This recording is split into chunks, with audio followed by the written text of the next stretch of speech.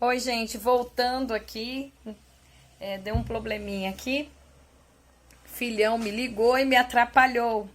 Eu não queria gravar em duas etapas, mas agora vamos gravar para a gente concluir a nossa aula. A gente fez 1h20 minutos ali, vamos ficar mais alguns minutos aqui para a gente concluir essa parte aqui, né? Vamos lá. Então, eu estava falando dessa questão, então, do fermento, né? Que simbolizava a sinceridade e a verdade. E as ervas, que simbolizavam as dificuldades que eles iriam enfrentar durante a peregrinação no deserto. Então, é importante a gente entender isso, que Deus, quando tira o seu povo do Egito, ele não promete que tudo vai ser só vitória, vitória, vitória. No nosso relacionamento com Deus, e trazendo para uma aplicação para nós, na nossa caminhada com o Senhor, nós temos obstáculos, nós temos dificuldades, e dificuldades com o Senhor. Isso é um ponto. Porque parece que quando Deus está presente, a gente não vai passar luta. Não, muito pelo contrário. Deus estaria presente em todo momento da peregrinação. E o próprio Deus estava dando um símbolo aqui, né? Isso aqui já é símbolo, né? As ervas já entram como símbolo das provações que eles iriam enfrentar durante essa peregrinação. Então, isso fique como lição para você. A nossa vida cristã, ela é árdua. A nossa vida cristã, com Deus, passamos lutas. Eu estou dizendo com Deus. E Deus permite as lutas. Deus permite as provações. Quando estudarmos a história da igreja, quando estudarmos Atos dos Apóstolos e a história da igreja, vocês verão muitos cristãos sendo mortos. E mortos por conta de Cristo, mortos por conta do Evangelho. Então, Deus estava mostrando para eles que mesmo que a presença dele ia estar com eles, isso não significa que eles iam ser livres das provações. Então, essas ervas aí representam as provações. E naquela noite, no versículo, abram comigo lá no capítulo 12, versículo 11, né? Êxodo 12, versículo 11. Diz assim, ó, 12, 11. Desta maneira o comereis: lombos cingidos, sandália nos pés e cajado na mão. Comê-lo-eis à pressa, é a Páscoa do Senhor. É interessante notar isso, que eles tinham que estar assim preparados para sair. Eles tinham que... Moisés não disse assim, olha, a gente vai sair às 2 horas da manhã. Não, disse para vocês comem, coloca o sangue nos umbrais das portas e faça o pão sem fermento, as ervas, e ficam preparados, estejam preparados, né? Então, isso também aponta lá no Novo Testamento para a questão da doutrina da volta de Jesus, onde a igreja de Deus, ela tem que estar preparada.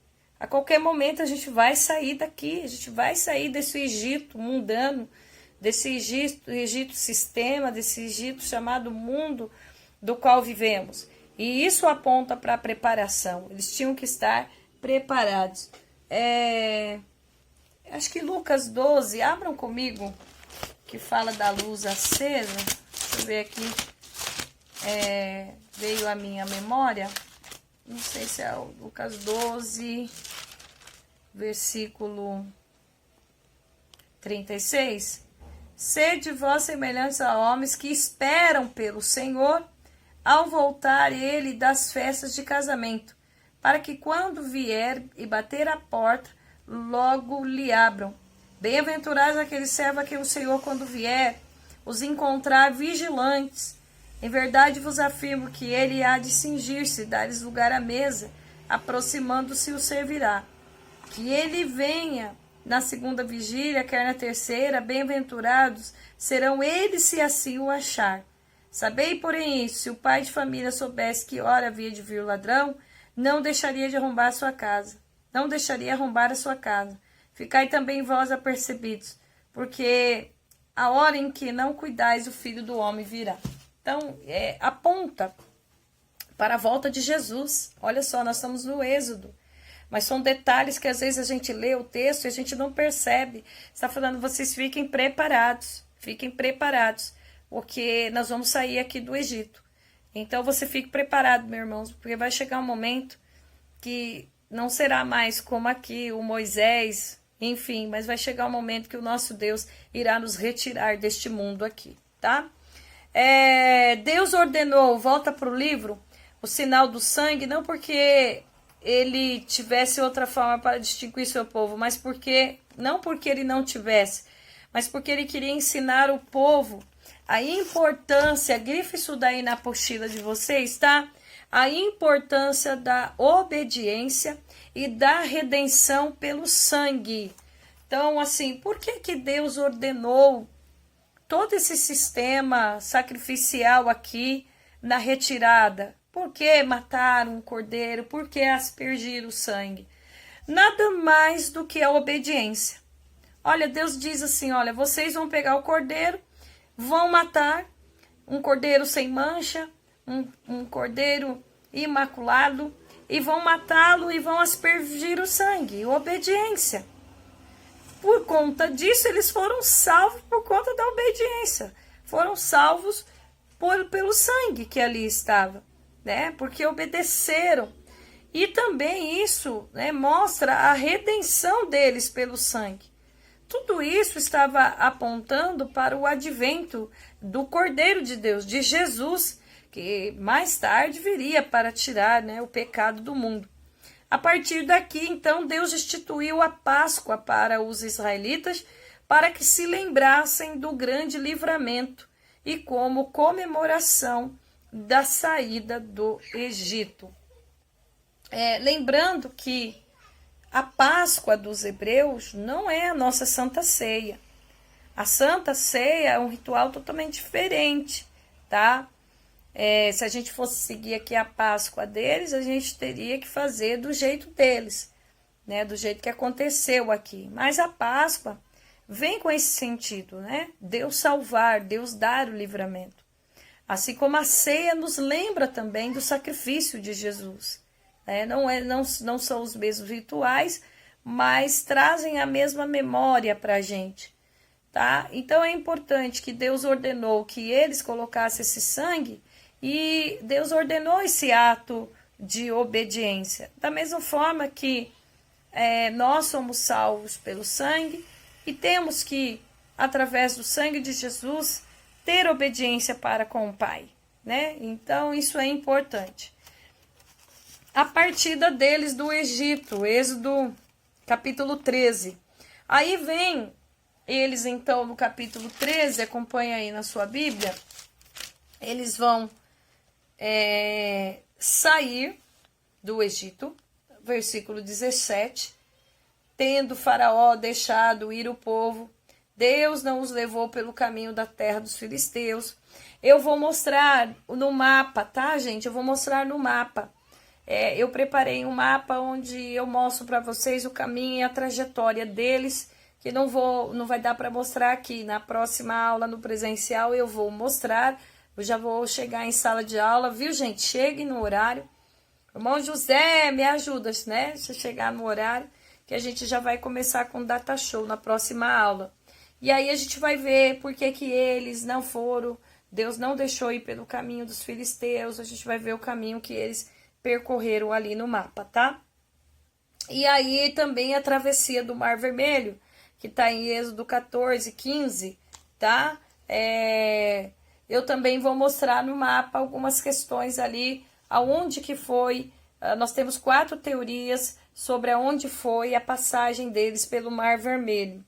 Lembrando aí no livro de vocês que o Flávio Josefo vai dizer que tinham 3 milhões de pessoas, né, entre judeus e estrangeiros.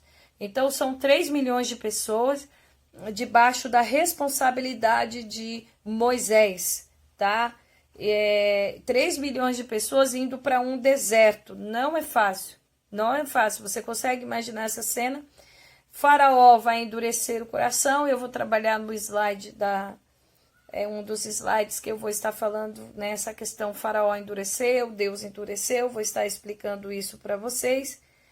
E é interessante notar que quando o Faraó vem atrás dos hebreus, o Flávio Josefo, e a Bíblia não narra para gente, mas o Flávio Josefo, no livro História dos Hebreus, vai dizer para gente que Moisés faz uma oração, tá aí no livro de vocês, e que a oração de Moisés é essa: vós vede, Senhor, que é humanamente impossível, quer pela força, quer pela astúcia, sair deste perigo tão grande com que nos encontramos agora.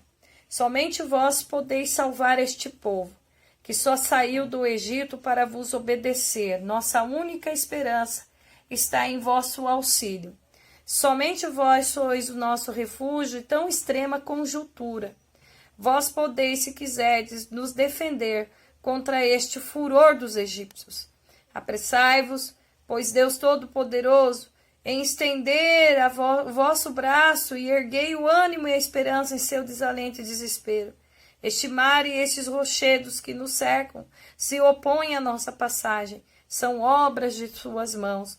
Ordenei somente, Senhor, ordene e obedecerão a vossa ordem, e podeis mesmo, se quiserdes, fazer-nos voar pelos ares. Veja que Moisés, segundo o relato de Flávio Josefo e juntando com a Escritura, é neste momento que Deus fala: por que clamas a mim? Por que clamas a mim?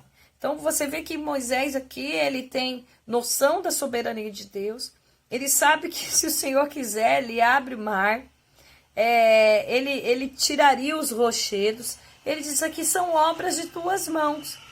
Não está escrito na Bíblia, tá? Eu estou juntando o que Flávio Josefo disse com a Bíblia, e eu acho interessante essa parte. Este mar e estes rochedos que nos cercam na oração de Moisés, se opõem às passagens, são obras de suas mãos. Ordenei somente, e eles obedecerão a sua ordem. Então, parece que o próprio Moisés já estava dizendo: abre esse mar, Senhor.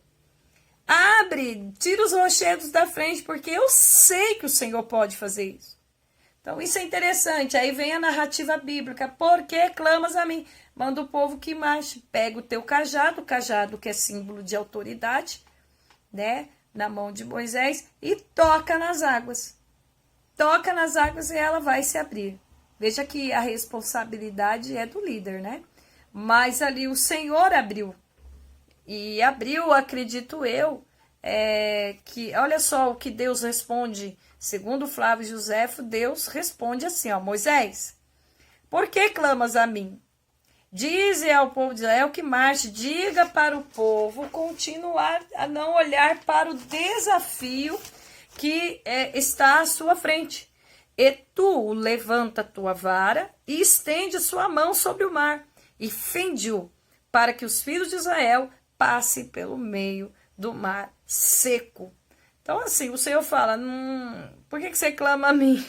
Né? Fala para o povo não olhar para o desafio que está na frente. Estende a tua mão que o mar vai se abrir. Então, a gente vê assim a ação de Deus junto com a ação do homem. Não que foi Moisés que abriu este mar, mas a ação. Deus ordenou Moisés a agir. Deus ordenou Moisés ter uma ação neste momento. Primeiro, falar para o povo, ser líder, dizer: gente, não se apavora, calma, né? Segundo lugar, colocar em atuação a sua, fazer as coisas debaixo da ordem de Deus. Estende a mão sobre esse mar, ele vai se abrir, né? Estende a sua mão sobre o mar e fende. Então, ele estendeu a mão, né? Ele estendeu a mão e fende-o, né? Então, é isso. E eu quero abrir parênteses para dizer, você que me assiste, calma, tá? Não recua diante do desafio que você está. Até mesmo para fazer teologia, vocês serão desafiados, gente. A gente tem um longo caminho a percorrer. Não desanima, vai para frente, né? Deus está no controle, né? Eu não posso usar isso como uma teologia da prosperidade. Olha, Deus vai abrir o mar, Deus vai te dar vitória. Mas eu quero dizer que, de fato, quando os desafios chegam, nós temos um Deus E se Deus nos dá ordem, no caso de Moisés aqui, estende a mão para o mar abrir, eu não sei o que Deus está te dando. De repente Deus está dizendo, faz assim, você não está fazendo, você não age, fica parado. Então tem que ter a confiança, tem que ter a ação. Deus estava no controle disso. Eu coloco no livro, ó, pela oração que Moisés fez, ele esperava um milagre exclusivamente da parte de Deus. O que ele não esperava era que Deus o usasse para o milagre acontecer.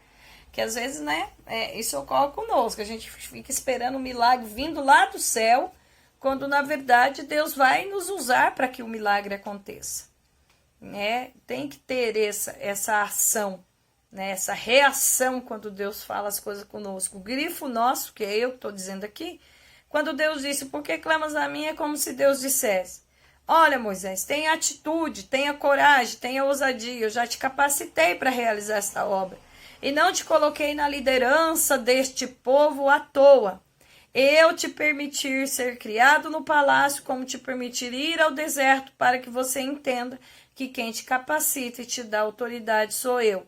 Agora levanta tua vara, estende as tuas mãos, porque eu vou operar o milagre usando a sua vida. Então Deus também estava ali testificando, né, mais uma vez o ministério de Moisés. Item 3.9, Israel viajando no Sinai, no Sinai, Êxodo do 15 ao 18, os propósitos de Deus em guiar o povo pelo deserto. Então vamos lá. Primeiro, por que Deus levou esse povo para o deserto? Primeiro, as provações os disciplinariam e adestrariam para conquistar a terra prometida. Ainda esse povo, eles não estavam, gente, em condição de enfrentar os moradores de Canaã. Eles não estavam desenvolvidos espiritualmente para servir ao Senhor. E eles tinham traços de gente escrava, gente covarde. Eram murmuradores e eram rebeldes. Então, Deus permite o deserto, e a gente vai ver isso em Deuteronômio capítulo 8, para humilhar esse povo. Quando o texto diz para ver o que está no coração, não é porque Deus não conhece o coração, mas é porque Deus moldaria este povo. Veja no capítulo 8 de Deuteronômio, versículo 2. Recordei-te-eis de todo o caminho pelo qual o Senhor teu Deus te guiou no deserto esses 40 anos, para te humilhar, para te provar, para saber o que estava no teu coração, se guardarias não os seus mandamentos. E ele te humilhou e te deixou ter fome, te sustentou com maná, que tu não conhecias, nem teus pais o conhecia, para te dar a entender que não é só de pão que viverá o homem, não é dos seus esforços, não é do seu intelecto, não é da obra das suas mãos, mas de tudo que procede da boca do Senhor viverá o homem, dependência de Deus. Moisés está dizendo, nunca envelheceu a tua veste sobre ti, nem se inchou o teu pé nestes 40 anos. Sabe, pois, no teu coração que como um homem disciplina seu filho, assim o Senhor disciplina, o Senhor teu Deus disciplina. Então, o deserto, quais são as lições que a gente tira aqui teologicamente? Quais foram os propósitos de Deus levar esse povo pelo deserto? Tá óbvio aqui. Eles precisariam de ser disciplinados. Segundo, eles precisariam de depender inteiramente de Deus. Se não tinha água, precisaria crer que Deus iria enviar água. Se não tinha alimento, Deus enviaria alimento. E eles conviveram 430 anos no meio de um povo, no mundo. É o mundo dos negócios, é o mundo dos empresários, é o mundo do poder, é o mundo que o homem luta para conseguir todos os seus ideais e faz de tudo e se mata. Não estou dizendo que a gente não deve trabalhar, conquistar, mas estou dizendo que no mundo as pessoas confiam na força dos seus braços. Lá no Sermão do Monte nós vamos aprender que bem-aventurado que aqueles que são o quê? Que tem o quê? Como está lá? Vamos lá? Abram lá comigo. Os humildes de coração, mas não é só isso. Bem-aventurado os É que eu tô pensando que eu tô em sala de aula, né? Para vocês responderem, ó. Acostumada a dar aula e todo o vídeo. Olha só, versículo 3. Bem-aventurados os humildes de coração, bem-aventurados os que choram, bem-aventurados os mansos. Esses humildes aqui de coração pode ser colocado como pobres de espírito. Poticheia, né, do grego, que significa quem tem dependência de Deus. Quem reconhece quem Deus é. Quem depende de Deus para tudo. Então, o povo de Israel estava acostumado a não depender do Senhor. Eu vou acordar, vou trabalhar, vou ganhar meu dinheiro, eu faço isso, eu sou aquilo, eu. Então, o Senhor os levou para o deserto e falou, vocês vão aprender a depender de mim. Terceiro, as provas no deserto provariam se os hebreus criam realmente na onipotência, no amor e no cuidado de Deus. Página para vocês de número 40, 41, tá? Então, o deserto também estava os provando para ver se eles realmente acreditavam na onipotência de Deus, no amor de Deus e no cuidado de Deus para com eles, Abram comigo em 1 Coríntios capítulo 10, que a gente vai ver que eles vão falhar. Abram lá comigo lá. Em 1 Coríntios, capítulo 10. 1 Coríntios, capítulo de número 10. Ó, gente, vocês assistam o vídeo, porque eu não vou repetir essa aula não, né? A gente vai prosseguir mais à frente o conteúdo. 1 Coríntios 10.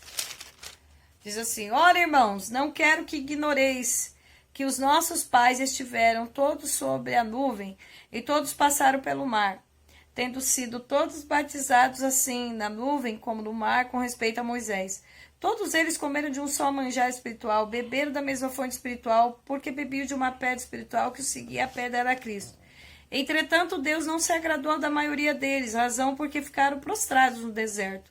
Ora, essas coisas se tornaram um exemplo para nós, a fim de que não cobicemos as coisas más, como eles cobiçaram. Então, assim, eles vão falhar, eles vão pecar, a gente vai estudar o livro de Juízes, a gente vai ver a apostasia da fé deles, a idolatria deles, vão deixar de confiar no Senhor. Então, eles vão, mas Deus os levou para o deserto justamente para prová-los, para ver o que tinha dentro do coração deles, ok? Cuidado para você não ficar no deserto, tá? Que às vezes o Senhor nos deixa no deserto justamente por quê? Porque a gente está sendo incrédulo. E muitas vezes o deserto é uma escola. Pois Deus está provando, Deus está humilhando, Deus está tratando, Deus está nos proporcionando maturidade espiritual, Deus está disciplinando. E Ele é Deus, não adianta você reclamar. 3.9.1 vai falar da Mara e as águas amargas, né?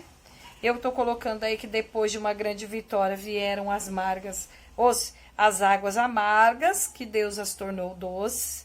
Depois vem Elim, as fontes e árvores, ok? Aí vem o deserto de Sim, o maná, em Êxodo 16. O maná, que é uma substância branca que formava flocos miúdos com sabor de mel. Tá? Cada pessoa podia colher só 3 litros de maná.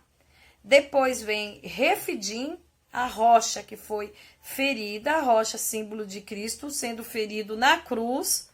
A água símbolo do Espírito Santo, que através da morte de Cristo na cruz passou a jorrar sobre nossas vidas, ok?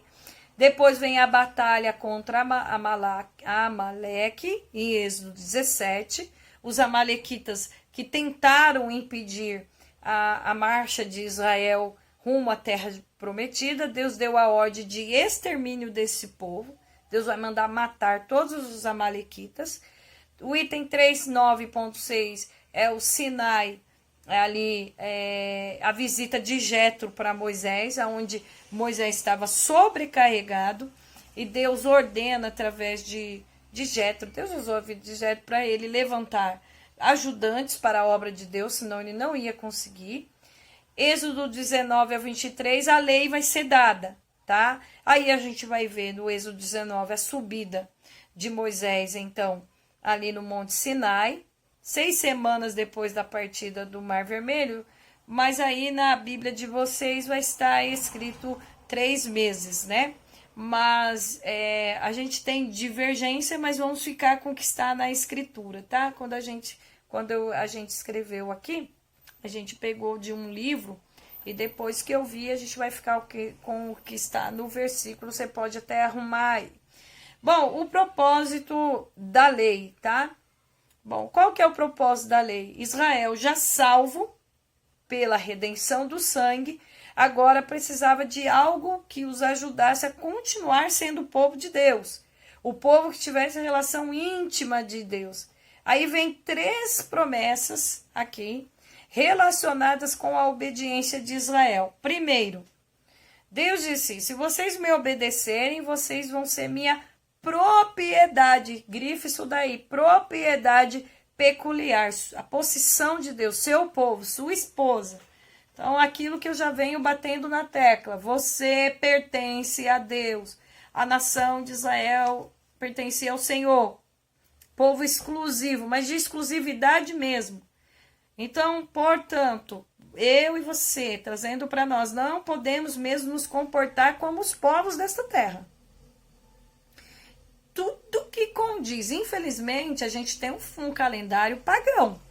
A gente tem um calendário da Igreja Católica pagã. Então, todas as festas... Então, por exemplo, né? Existem crentes que vão em festas juninas, mas vão em festas típicas e vão em barraquinhas típicas de festividades a santos. Isso é você participar da idolatria. Então, é importante você entenda que o Senhor vai dar a ordem clara. Eu não quero que vocês se misturem com os povos. Vocês são meus. Vocês são diferentes. Vocês vão obedecer minhas regras, minha lei e meus mandamentos. Um relacionamento de amor, de fidelidade, de obediência. Segundo, vocês vão ser o reino sacerdotal. Ou seja, vocês vão ser o único povo que vão me representar e que vão ter acesso direto a mim. Vocês vão me representar ao mundo e vocês terão acesso. Então, você representa Deus. A nação de Israel vem com essa responsabilidade de representar quem Deus é. Meu Deus do céu, se eu falar para você, olha, vai na igreja tal e me representa lá, e você fizer qualquer coisa errada, é o meu nome. E aí, gente, a gente peca, faz um monte de coisa errada, e a gente, na maior vergonha, fica se intitulando o povo de Deus. Gente, a gente precisa entender, a gente está dando aula de teologia, mas a gente tem que vir para a prática, porque a teologia sem a prática, ela é morta. A gente precisa refletir nisso daqui. Terceiro, seria o povo santo, ou seja, uma nação separada que serviria a Deus e prestaria culto a Deus, separada de todo pecado, separada para adorar, separada para render a Deus o verdadeiro culto. Então, a lei, na verdade, estou colocando no livro, iria proporcionar a Israel uma norma moral, grife isso daí, para que eles vivessem uma relação justa com o seu Criador e com o seu próximo, porque o relacionamento não é só com Deus, esse que é a grande questão. Se fosse só com Deus, mas o relacionamento exigido pela lei tem a ver com o próximo, está relacionado com o próximo. E a gente falha demais com o outro. Os israelitas falharam com o outro. E aí, se a gente falha com o próximo, se a gente não é honesto, íntegro, se a gente não ama, se a gente não perdoa, se a gente, sabe, se a gente prejudica o outro, automaticamente o nosso relacionamento com Deus vai estar prejudicado. Até porque quando chega na doutrina de eclesiologia, vocês vão ver a importância da unidade do corpo de Cristo e não tem como Jesus arrebatar meia dúzia de pessoas. Jesus vai arrebatar meia dúzia de pessoas e fala assim, sou eu e Deus. Não, é você e o outro. Porque se você não estiver inserida dentro da igreja, se você não estiver inserida no corpo de Cristo, você nem igreja de Deus você é. E como que você vai participar do arrebatamento se você não está inserida no corpo? Se você não tem comunhão com o outro? Então fica complicado isso. Então é importante. Então o propósito da lei vem com três promessas, tá? Então eles seriam propriedade peculiar, seriam nação separada e seria o reino sacerdotal. Então, propriedade peculiar, reino sacerdotal e povo santo de Deus. Ok? Eu nem vou perguntar, né? Tem alguma pergunta? Todas as perguntas. E aqui o item 3.10.2, que está na página de número 42 para vocês, fala dos 10 mandamentos, de 4 mandamentos que vão falar a respeito do relacionamento com Deus, e 6, até sobressai com o próximo, né? Em relação ao próximo, a gente tem a lei aqui, que ela é moral, com regras para que o povo viesse a viver em santidade. A gente tem leis civis e cerimoniais, do Êxodo 21 ao 23. Então, vai embutir a vida jurídica e a vida social. Só parando para te perguntar, como é que está a tua vida jurídica? Como é que está a tua vida social? Hein? Eu tava... o que a gente escuta de crente dizendo assim, então, eu não vou porque o IPVA do meu carro está atrasado. Eu não vou porque a minha carteira de habilitação está cassada. Como está a tua vida social? Né? Poxa, missionária, você nunca levou uma multa? Levei. Já levei multa. Transgredi. E levei uma multa esses dias que fui pregar numa igreja e o farol não estava aceso. Eu esqueci. Deus sabe que eu não tive a intenção. Mas e quantos crentes que têm a intenção, vai fazendo? Irmão, chega um momento que para sanar a nossa vida, você tá com o IPVA extremamente atrasado, vai lá, vende o carro, fica sem carro. Nossa, missionária, que você é radical, deixa eu falar. E o nome de Deus que está sendo blasfemado? Então, assim, é complicado, sabe? Tem que acertar as contas. Vai acumulando, vida jurídica, vida social. Como que tá?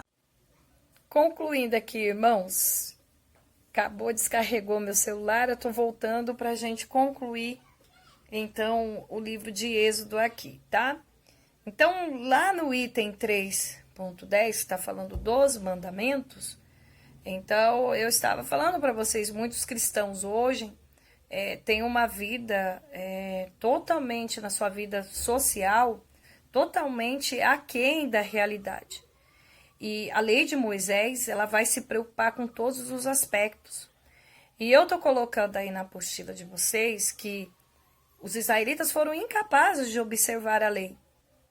Então, o questionamento poderia haver, por que Deus deu a lei se o ser humano é incapaz? É justamente a lei, ela veio para mostrar exatamente isso, a nossa tendência a fazer tudo que é errado. Não vou pedir perdão, né, mas é uma realidade. No nosso meio, as pessoas já são cristãs, entre aspas, conhecem o evangelho, mas continuam devendo, continuam andando com carro com IPVA atrasado, continuam com nome protestado, continuam com os casamentos fragmentados, continuam com relacionamento com os filhos errados, tem gente que mente, tem gente que fofoca, vocês sabem disso. Então, assim, a lei, a palavra, ela só mostra o quão a gente é pecador. E a grande verdade da lei, Paulo vai dizer isso, miserável homem que eu sou. Então, assim, a palavra, ela precisa gerar em nós a necessidade de sermos santificados, de vivermos o que nela está. Só que a gente é incapaz de viver pelas nossas forças. É por isso que Cristo veio. Cristo veio para morrer em nosso lugar e através do Espírito Santo de Deus é que a gente consegue vencer o pecado.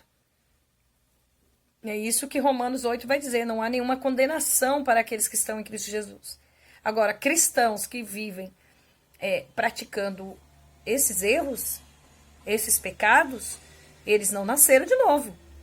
Porque a escritura vai me levar a ter uma vida social, eu tô falando, gente, vida social, vida jurídica, vida civil correta. E tá sendo uma vergonha o evangelho.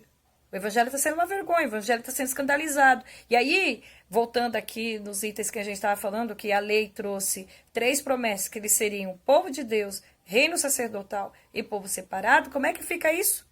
Como é que a gente pode caracterizar cristãos? Irmãos, existe um site chamado Fuxico Gospel, ali só tem adultério, ali só tem aberrações, homossexualidade entre cristãos, e assim sucessivamente. E o que mais a gente tem é gente que mente, gente que fala que vai fazer as coisas, promete e não cumpre. Como é que fica, irmãos? Toda essa situação e a gente carregando o nome do Senhor. Isso não pode. Então o livro do Êxodo está apontando para uma seriedade da lei. Então a lei mostra a nossa incapacidade de obediência. A lei mostra o quanto a gente é pecador, o quanto a gente é miserável, o quanto a gente é falho. Por outro lado, nós já não somos mais israelitas. Eles ainda tentaram se desculpar com Paulo, por exemplo, na carta de Paulo aos Romanos, então, e aí Paulo falou assim, vocês são pior ainda, os judeus, indesculpáveis, porque vocês conheceram a palavra. Os gentios ainda nem conhecem, mas vocês conhecem. Por que vocês não obedeceram? Certo, Paulo sabe que eles não obedeceram porque são pecadores. Agora, se a gente é pecador, então reconhece que é pecador. Reconhece. O problema é que a gente fala essas coisas, as pessoas não têm a humildade, ainda fica bravo. Tá falando demais, tá me julgando, tá julgando, é a realidade da palavra, vai consertar a vida, porque se você conhece, conserta a vida, porque é o nome de Deus.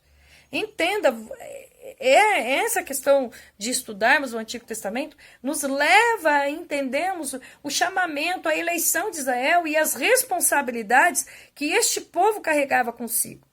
Então, a lei, ela mostra a nossa incapacidade, somos pecadores, mas agora estamos em Cristo e agora não há mais desculpa.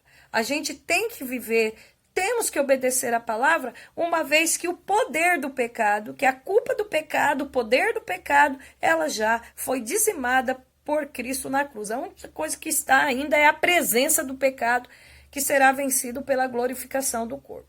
Então é isso. Eu estou colocando lá no livro como nós cumprimos a lei hoje. E aí eu coloco Mateus 22, que é o resumo da lei, que é amar a Deus e o próximo, né? Se amarmos a Deus e ao próximo, nós vamos cumprir toda a lei. Vamos abrir lá nesses textos, por favor, para a gente ir finalizando aqui a nossa aula. E depois eu vou passar em sala de aula sobre Israel e adoração, que é a parte do tabernáculo que eu vou passar em sala de aula. Então, vai ficar para a sala de aula as pragas, para a gente falar. Apesar de falei um pouquinho, mas a gente vai falar um pouco mais. A gente vai falar da travessia do Mar Vermelho e fica o tabernáculo lá em sala de aula, tá? E aí eu vou pedir para vocês que as dúvidas que vocês tiverem... Pessoal, eu vou estar finalizando o vídeo, porque o celular está toda hora parando o vídeo, não sei porquê. Pode ser que é um vídeo longo, então tá pegando memória, né? Então, só para finalizar aí, Mateus 22, do 37 ao 39, Romanos 13, vai falar do amor.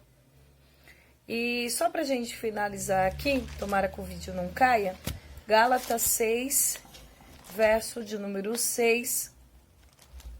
Gálatas 6, rapidinho, antes que caia aí o vídeo. 6:2. Está escrito assim: levai as cargas uns dos outros e assim cumprireis a lei de Cristo. Então, como que eu cumpro a lei? Se eu levo a carga do meu próximo, ok? Então, a gente fecha a aula de hoje. Eu espero que vocês assistam tudo. É extenso, né? Mas é o tempo da nossa aula. Lá em sala de aula a gente ainda vai mais... Não sei, aqui lá a gente vai com quase 3 horas de duração. E é necessário. Aí a gente encerrou aqui o livro de Êxodo. Só vou dar lá em sala de aula, volto e repito. Vou falar das pragas, vou falar da travessia do Mar Vermelho e do tabernáculo. que é a parte de Israel em adoração, do capítulo 24 ao 40, tá bom? Me despeço de vocês, Deus abençoe. Traga mais gente para estudar com a gente. Olha, rimou, né? Traz mais gente para estudar com a gente. Deus abençoe vocês grandemente. Ajude a divulgar o nosso curso. Vamos crescer em graça e em conhecimento. Um abraço a todos.